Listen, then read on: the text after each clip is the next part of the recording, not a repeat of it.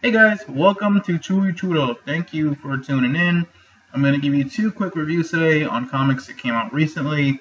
And honestly, these are two of my, well, one of them is already kind of like a running series and it's one of my favorites.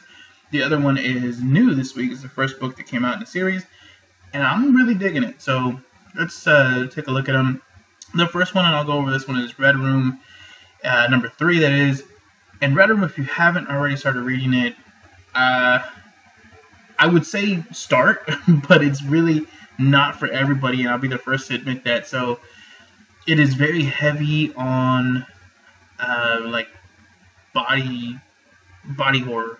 There's a lot of torture, a lot of like grotesque scenes in the comic. I really like it. I dig it, and I can really get into something like that. But more so than that, it's the story that I really like a lot. And so the story goes, there is an underground crime syndicate that focuses on snuff films and basically just, killing people for money, for Bitcoin specifically, but they are trying to be the most entertaining with it. So it's kind of like YouTube, but specifically for snuff films. And so they are constantly trying to outdo each other and find new talent and, just find different ways to be the top of the leaderboard there. The only problem is, obviously, once you, get used to killing people, there's only so many ways you can do it. You start losing views. So that's the main story, honestly, is them trying to continually boost their ratings and bringing in new people that can kill people in different forms and fashions and things like that. So that's the main gist of it. The first two is really focused on the quote-unquote bad guys. So the people who are like doing all the killing and the syndicates and things like that. And they even talk about how they get away with it. Like how they are finding and killing these people and no one's reporting them missing. No one's, filing any reports about these people. And it's totally fine. Like that they're getting away with it. And so the first two books kind of focus on how it's being set up and it does a lot of the infrastructure building. And so that's really good. Part 3, though, finally introduces, I don't want to even call him a good guy. It's really hard to say like who's good or bad in this series. But this guy is a convicted felon who was in jail. He's actually one of the people who helped write the script, like the internet script to keep these people anonymous. And he was doing it to traffic drugs, but they use that same script now to stay anonymous in these red rooms. So the FBI has brought him out to try and crack the code and try to find these people and stop these red rooms. So we finally get introduced to our quote unquote hero, if you want to call him that. I like it. I think it's a good introduction. I don't know if this will ever be a movie or a show, just because of the intense gore in it, and because it's really for like a niche audience. If you think of like Hostel, it's very similar to that. I would imagine that at some point this will be made into something, just because it's the storyline itself is just so good, but there's a nice little following for this, so at some point I think it's gonna do something. I just don't know if it's gonna be like a big movie release or anything like that. But regardless, this introduction is going to be worth something later on down the line, and I think so. Don't get me wrong, I'm not saying like next week it's gonna be worth $20. I think later on down the line, if we get word that this is gonna be something more than just a comic book, issue number 3 will be worth some money, as long as it keeps going in the direction that I'm thinking of, and that this first appearance is really meaningful. Aside from this, though, I also read one other book recently, which was this one right here, We Don't Kill Spiders.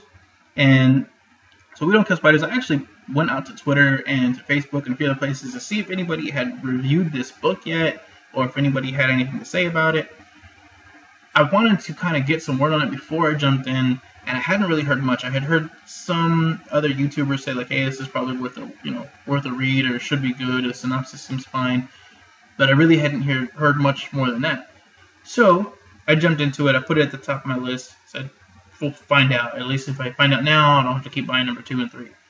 It's really good, and same thing. I don't want to say it's for everybody, but this one is a little bit more palatable and a little bit more marketable.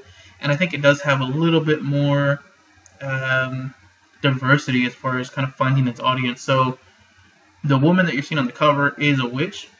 She's actually a necromancer. So she specifically just talks to dead people and she can communicate with the dead.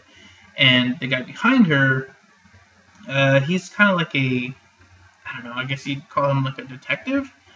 They bring him into the city because people have been dying, and the comic actually starts off with like a family being killed and murdered.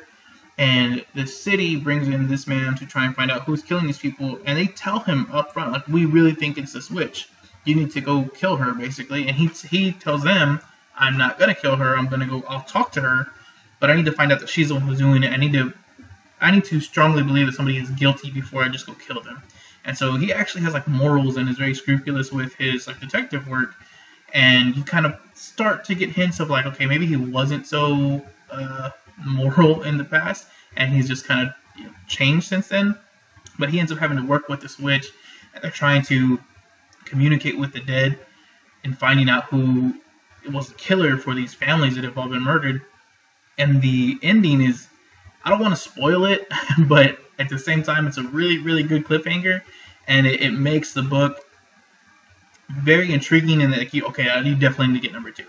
And so I don't want to say it on here, but I will tell you, when you read this book at the end, it's not really a twist. And honestly, if you're not like really, really paying attention, you're probably going to just skim it and be like, okay, whatever. It makes it so that the person they are up against is much more powerful than just like some random murderer. So keep that in mind. But I would check this out. And unfortunately, I didn't really order too many copies because I wasn't sure how this was going to be. And these Black Caravan comics are from Scout Comics, so I'm not sure how easy they are going to be to come across in the wild.